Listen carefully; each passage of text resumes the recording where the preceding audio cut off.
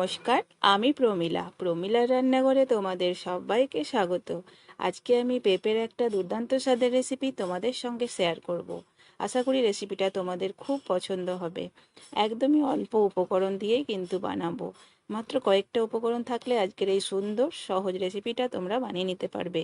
চলো ভিডিওটা শুরু করি, দেরি না করে স্কিপ করবে না, পুরো ভিডিওটা দেখার অনুরোধ রইল। এখানে প্রথমে আমি পেঁপে কেটে নিয়েছি, অর্ধেকটা পেঁপে আমি ছোট ছোট টুকরো করে কেটে ধুয়ে পরিষ্কার করে নিয়েছি। আর একটা পাত্রে দেখো 1 কাপ মতো মুগ ডাল নিয়েছি। এই ডালটাকে কিন্তু এখন ধুয়ে নেব পরিষ্কার করে 2 থেকে 3 বার। এবার গ্যাসের মধ্যে কড়াই বসিয়ে দিলাম আর কড়াইয়ে অল্প একটু তেল দিয়ে দিলাম। তেলটাকে একটু ভালো করে গরম করে নিচ্ছি। এখন গ্যাসের ফ্লেমটা মিডিয়ামে রেখেছি। এবার পেঁপেটা আমি তেলের মধ্যে ছেড়ে দিচ্ছি। সম্পূর্ণ পেঁপেটা কিন্তু আমি দিয়ে দিলাম। এবার 2 কাঁচা লঙ্কাও আমি দিয়ে দিচ্ছি। এবার পেঁপেটাকে হালকা করে নেড়ে নেব। হালকা একটা কালার চলে আসা অবধি পেঁপেটাকে ভেজে নিতে হবে। পেঁপেটা একটু তেলের মধ্যে ভেজে নিয়েছি। এবার আমি এর মধ্যে কিন্তু দিয়ে দেব ধুয়ে রাখা ডালটা। পেঁপেটাকে খুব বেশি কিন্তু ভাজবে না, দেখো হালকা করে আমি ভেজে নিয়েছি। এখন আমি ডালটা দিয়ে দিচ্ছি। সম্পূর্ণ ডাল দিয়ে খুব ভালো করে পেঁপে আর ডাল কিন্তু আবারও সুন্দর করে ভেজে নেব। ঠিক এমনভাবে ভাজবো যাতে করে ডালটা একদমই পুড়ে না যায় বা খুব লাল হয়ে না যায়। হালকা একটা কালার চলে আসলেই কিন্তু বুঝে নিতে হবে যে ডালটা হয়ে গেছে। তোমরা হয়তো অনেকেই জানো ডাল বেশি ভাজলে সেদ্ধ হতে অসুবিধা হয়। এখন কিন্তু ডালের মধ্যে একটা সুন্দর কালার চলে এসেছে। ঠিক এই রকম ভাবেই তোমরা ডালটাকে ভেজে নেবে। পেঁপেটাও সাদা সাদা হয়ে আছে, অথচ পেঁপের গায়ে হালকা কালার চলে এসেছে। ঠিক এই অবস্থায় আমি নামিয়ে নিচ্ছি। এবার কিন্তু ডাল আর পেঁপেটাকে সেদ্ধ করে নেব। আমি কুকারেই সেদ্ধ করছি, তোমরা চাইলে কিন্তু কড়াইয়ে সেদ্ধ করে নিতে পারো। পরিমাণ মতো জল দিয়ে দিলাম, জলটাকে এখন হালকা করে গরম করে নেব। এবার এর মধ্যে ডাল আর পেঁপেটা দিয়ে দিচ্ছি।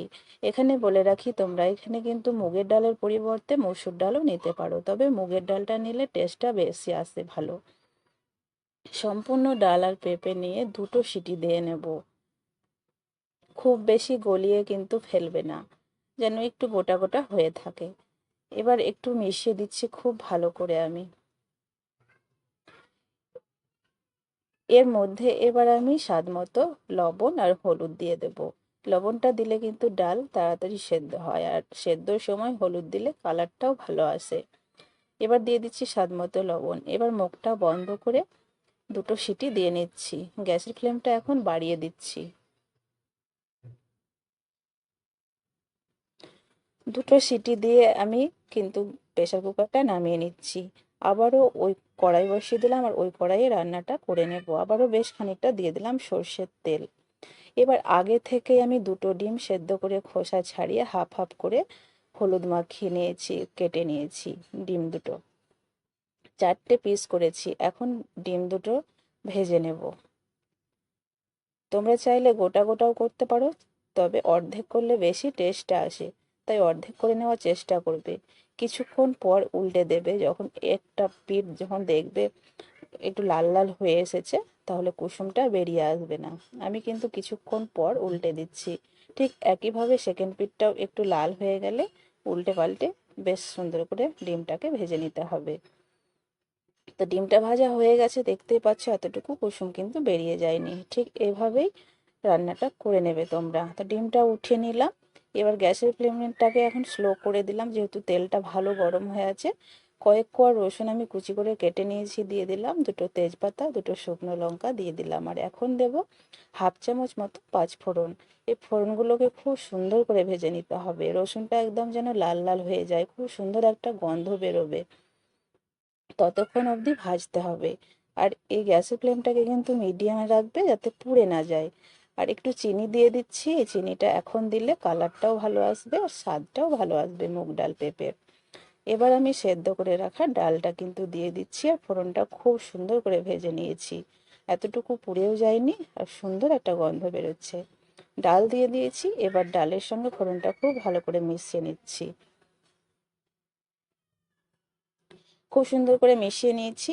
এই অবস্থায় আমি ভেজে রাখা ডিমটা দিয়ে দিচ্ছি। ডিম একদমই গোটা গোটা থাকবে। দেখে মনে হচ্ছে হয়তো কুসুমগুলো বেরিয়ে যাবে, কুসুম কিন্তু বেরিয়ে যাবে না। এখানে তোমরা ডিম বেশিও দিতে পারো। ডিমটা দিয়ে আলতো হাতে মিশিয়ে নিলাম ডালের সঙ্গে। এবার ফুটিয়ে নেওয়ার পালা। লবণটা অবশ্যই চেক করে নেবে, কম থাকলে দেবে, তবে মিষ্টি মিষ্টি লবণে কিন্তু এই রান্নাটাই ভালো লাগে। ফুটে গেছে, হাফ চামচ মতো গরম মশলা দিয়ে দিলাম। গরম মশলাটাকে মিশিয়ে নিয়ে গ্যাস অফ করে দেব। তো তোমরা দেখতে পেলে কত সহজ রেসিপি আর খুব অল্প উপকরণ, দুর্দান্ত স্বাদের রেসিপি। যে পেঁপে খায় না সেও কিন্তু খেয়ে নেবে এই রেসিপি পেলে। তোমরা এই লঙ্কাগুলোকে ভেঙে দিতে পারো, হালকা হালকা ঝাল ঝাল থাকবে, ভীষণ ভালো লাগবে। রান্নাটা কিন্তু একদমই রেডি হয়ে গেছে, গ্যাস অফ করে দিচ্ছি। এখন গরম গরম সার্ভ করার পালা। ভাত রুটি সবেতেই কিন্তু ভালো লাগবে। একবার তোমরা বানিয়ে দেখবে, পেঁপে আর ডাল ডিম দিয়ে। যে খায় না সেও কিন্তু খেয়ে নেবে। দুর্দান্ত স্বাদের এই রেসিপি। আশা করি তোমাদের ভালো লাগলো। ভালো লাগলে লাইক শেয়ার করো। আমার চ্যানেলে নতুন হয়ে থাকলে চ্যানেলটাকে প্লিজ সাবস্ক্রাইব করে দিও। আজকে এই পর্যন্তই। ভালো থেকো, দেখা হবে পরের পর্বে।